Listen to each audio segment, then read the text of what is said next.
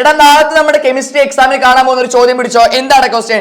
The atomic number of element is 22. അതായത് ഒരു എലമെന്റിന്റെ atomic number 22 ആണ്.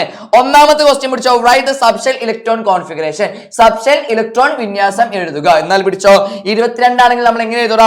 1s2 2s2 2p6 3s2 3p6 3p6 കഴിഞ്ഞാൽ electrons പോകല് 4s-ലോട്ടാണ്. 4s കഴിഞ്ഞാൽ ബാക്കി 2 ഇലക്ട്രോൺ പോകുന്നു 3d2. അതായത് 3d2 അപ്പൊ ടോട്ടൽ എണ്ണി നോക്കുമ്പോൾ 22 ഇലക്ട്രോൺസിന്റെ സെറ്റ് ആണ് സർ. അടുത്ത ക്വസ്റ്റ്യൻ എന്താണ്? Find out the block period and group. മക്കളെ എഴുതി വെച്ചോ, നാളത്തെ എക്സാമിൽ ബ്ലോക്കും ഗ്രൂപ്പും പീരിയഡും ചോദിച്ചിരിക്കും. എടാ ഇവിടുത്തെ ബ്ലോക്ക് എന്ന് പറഞ്ഞാൽ ഒറ്റയ്ക്ക് മനസ്സിലാക്കണം.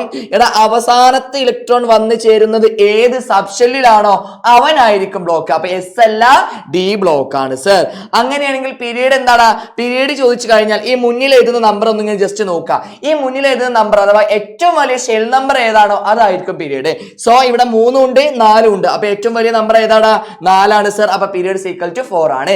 ഇനി ഗ്രൂപ്പ് നമ്പർ ചോദിച്ചാൽ ഡി ബ്ലോക്കിന്റെ ഗ്രൂപ്പ് നമ്പർ കാണാൻ D+S ആലോചിച്ചാൽ മതി.